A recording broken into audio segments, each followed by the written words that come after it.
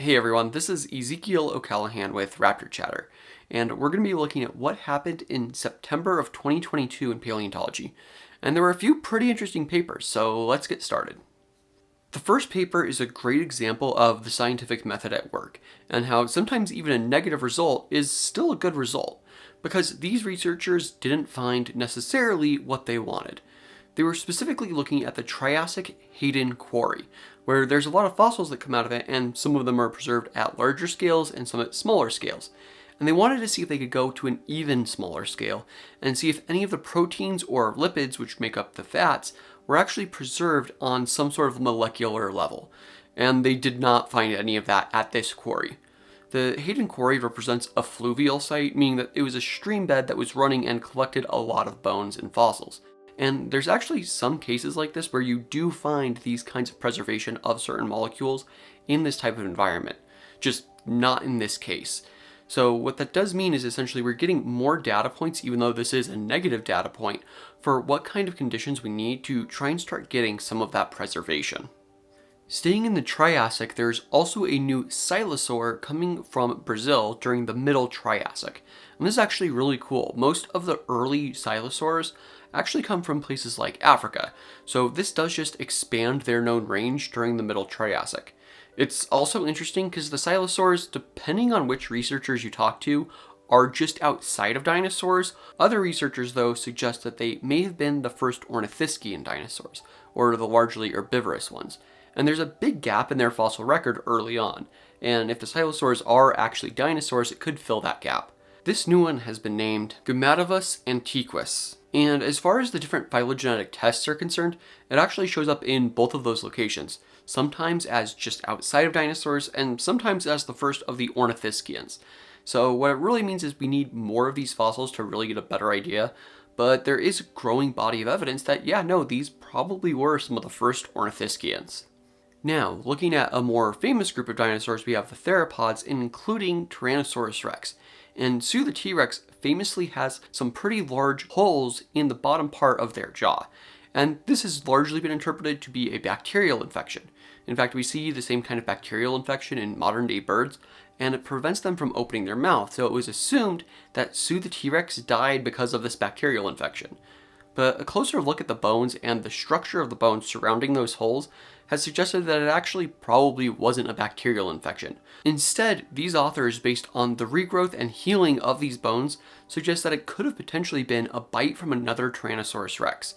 And I will mention here that we have other Tyrannosaurus rex fossils with evidence of bites from other Tyrannosaurus rex.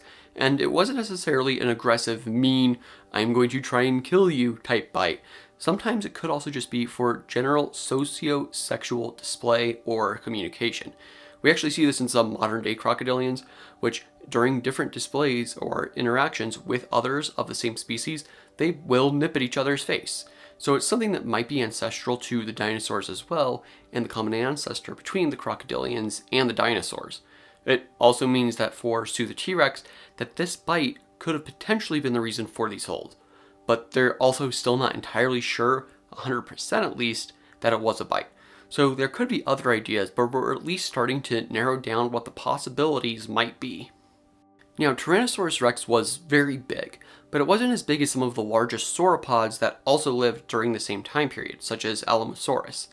And this study actually looked at some of Alamosaurus's and the other sauropods' earliest relatives. And these are non-sauropod sauropodomorphs, which show a somewhat similar but still distinct growth curve. And that's because some of the earliest sauropodomorphs had pretty slow growth. Meanwhile, in some other animals, like Ardonyx, we actually see a pretty rapid growth rate, at least for some times. It would slow down at times, and that is different than what we see in the largest sauropods. But that does mean that those largest sauropods essentially just needed to take that already developed growth rate and then extend it over a longer time and make it more consistent throughout the animal's life. And once that happened, for the sauropods, it basically just became a matter of how much resources there were in the environment, and could they actually survive off of those resources at a specific size. And that worked out pretty well for them. There was also a paper on a different kind of reptile, this one being Coelurosauravus. Coelurosauravus was actually a gigantisaurid, so not a dinosaur or even a lizard, instead a very early branching group of the reptiles. And it's really interesting, especially behind the head, like the bones that this paper looked at, and what they found is that, yeah, it probably glided. And this is something that's been proposed for a long time, but they also looked at some of the other appendages on this animal and found, yeah, it would have been good at climbing, and when we consider that it lived during the late Carboniferous, and when we consider the forest structures during this time, so then the gigantosaurids, including Coelurosauravus, eventually started to develop the ability to jump from further to further trees, and that eventually turned into a full gliding animal. In fact, potentially the first gliding vertebrates anywhere in the fossil record. And again, this is really cool. It's something that we don't necessarily expect from most amniotes right after starting to evolve life on land. But there it is. They essentially got out of the water and got into the trees and into the air, at least to some degree, pretty quickly. And speaking of the water, there is also some really good fossils of placoderms coming from the Gogo lagerstätte in Australia. Now, placoderms are the largely bony-headed fish, and there's some debate about whether or not they are or aren't a valid group. Right now it seems like they're kind of not, because they take a lot of different animals from different groups and put them all in the same separate group, not necessarily including all of the members that should be included. Because hypothetically, if you look at this phylogeny, you see where the placoderms are, but if you're trying to make it a whole group, you'd also need to include that big group on the right. This lagerstätte, though, preserves quite a good amount of information, though, about some of these early placoderms, including one fossil that was CT scanned that shows where the heart would have been, and other fossils that help to show where some of the digestive tract would have been. This means we can actually do a kind of cutaway model of some of these animals and actually map out where the different organs would have been. And then we can also compare them to modern day fish and hopefully start to try and understand exactly how the placoderms may or may not be related to other vertebrates. This next paper looked at the extinction of the non-avian dinosaurs, and some of its methods I actually do have some issues with, and that's largely because studying this extinction is complicated. You need to consider a lot of factors, and for example, before the rock even hit, there was also the eruptions of the Deccan traps, which released a lot of CO2 and may have changed the environment.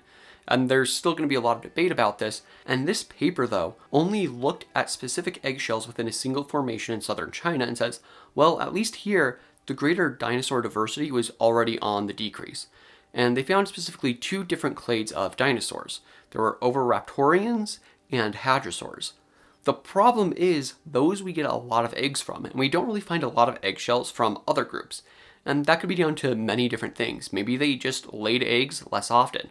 Or potentially even they just laid their eggs in different places that aren't as likely to get preserved. Now, they did have a lot of samples from this formation, which is really cool. But again, it is from a relatively small geographic area. And because of the nature of these types of fossils, there could be specific biases against collecting other kinds of fossils. So I really do have some issues with their conclusions that, oh yeah, no, dinosaur diversity was already going down. I think we really need to get a lot more research and sample many different formations to try and do the same kind of thing. Especially when we're looking at other places like the Hell Creek Formation, where we know there's many different organisms that were being very successful in Hell Creek at that time. So it's not something that's just limited to this one formation. We need to try and spread it to a larger base of information. Moving back to before the first dinosaurs and the first mammals actually evolved, we have a new species of Dicynodont. And some of the Dicynodonts would actually evolve into the mammals. This group, though, wouldn't. Kembawacela yajuwayeyi is the new species coming from Malawi in Africa, and it's actually a bit more east than most of the other ones that have been found, so this also expands this overall genus range. However, there is a ridge in the mouth that's pretty unique, so it did get its own species designation. Additionally, researchers were able to actually scan the skull and try and get an understanding of how large its brain was, and compared to a lot of other related animals, its brain was larger. Now, this means one of two things. Either A, the larger brain size that we do find in mammals is ancestral to at least their common ancestor with this new animal. Or, conversely, it could mean that both this animal and what would lead to the mammals were convergently evolving larger brain sizes. It's still a really cool find, especially for mammal paleontology, and hopefully we'll get some more things like this to try and better understand how mammal brains actually evolved. Moving back to the Carboniferous, though, we also have a paper on the fossil Typhloesus, and this animal was actually pretty poorly understood, and we couldn't really place it in a specific group. However, a new look at the fossil revealed what appears to be a radula, something that's found in a lot of different mollusks, but especially in gastropods, or the snails. The radula in most of these animals is a scraping kind of tongue that they use in order to try and get to their prey. In some gastropods, it's actually used to drill into the shells of things like clams. Unfortunately, beyond this though, Typhloesus is still pretty poorly understood, and that's largely because it's very soft-bodied, so we don't really have a lot of evidence to try and go off for what it would have been more closely related to. However, it could also potentially just be that it is an actual gastropod, kind of like some of the nudibranches today, which also lost their shells. Now, that doesn't necessarily mean that it was directly related to the modern-day nudibranchs. Instead, what it could mean is that there was a second group of gastropods that independently went into the ocean column, and instead, Typhloesus may have just been the first foray of the gastropods into the open ocean. And sticking with some odd fossil animals that still have living representatives or relatives today, we're actually looking at one of the early Timoteids. The Timoteids have generally been thought to have been related to the lophophorates, and lophophorates are just animals that have a lophophore, and that's a specialized tissue used for filter feeding that we find in modern-day bryozoans and in brachiopods. And so both of these animals are actually pretty basic to understand. They kind of sit on the ocean floor and make up things kind of like reefs. In fact, bryozoans largely live colonially, meaning that they're pretty similar to corals. Meanwhile, the brachiopods are kind of more like clams where they're individual organisms. But we can at least try and understand that they eventually moved into being more reef builders. And this Timoteiid shows that they didn't always live that way. Instead, this Timoteiid, Bougainvillea bensoni, was found in the early Cambrian of China, and it shows a lot of features that do help to align it with the lophophorates, specifically some of the feeding structures that do resemble lophophores, but it also shows that it was more worm-like than any of the modern lophophorates. And this actually makes sense as far as we know with the genetics, because it seems like the lophophorates are actually really closely related to annelid worms. And this Timoteiid really shows that. And that's largely because it has that same kind of segmented body, except it was also armored, unlike many modern day worms. And so this means they were already armored, but were moving. And eventually they just ended up to stop moving, and eventually started living their lives on the ocean floor, the way that lophophorates today still do. Plesiosaurs generally come in one of two types. Either you have a short head and a long neck, or you have a long head and a short neck. But this new one has both a long head and a long neck, and some of the muscle attachments are really interesting for understanding how it might have lived. Serpentosuchops fisterae comes from the Pierre Shale, meaning it lived during the latest part of the Cretaceous, just before the giant rock from space hit the planet and upheaved the entire ecological system. However, some of those muscle attachments on the neck that I alluded to earlier do help us to understand what it was doing that made it different from other types of plesiosaurs. This is specifically that with its long neck and some of those muscle attachments, it could very rapidly snap its head and neck from side to side. And based on what we understand of it and its very small teeth, it was likely catching relatively small prey, things like squid and fish, rather than going after larger prey, which would have been more difficult to try and catch.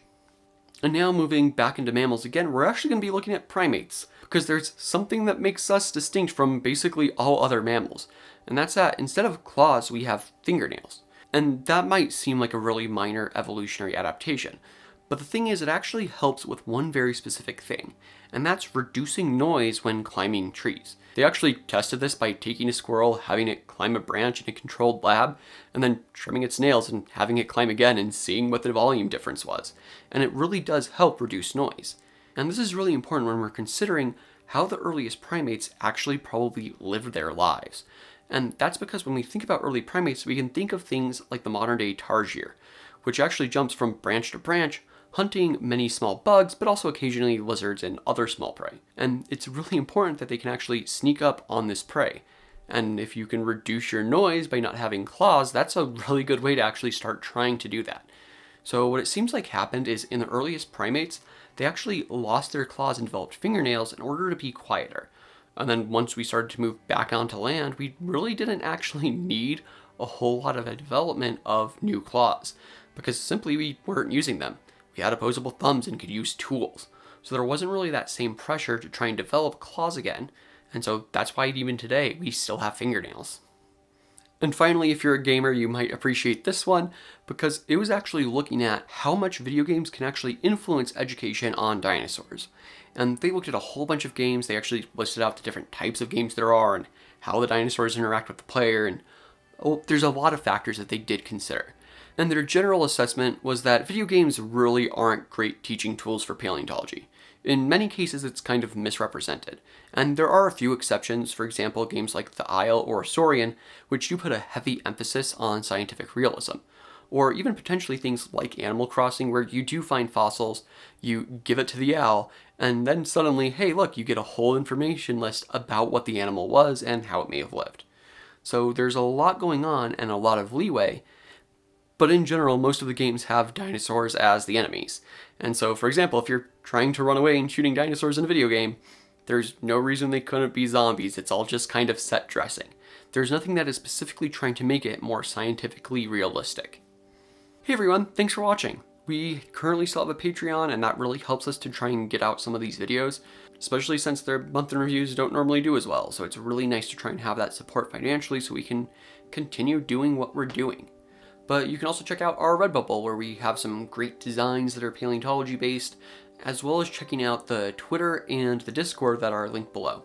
With all of that in mind, be safe, take care, and don't go extinct.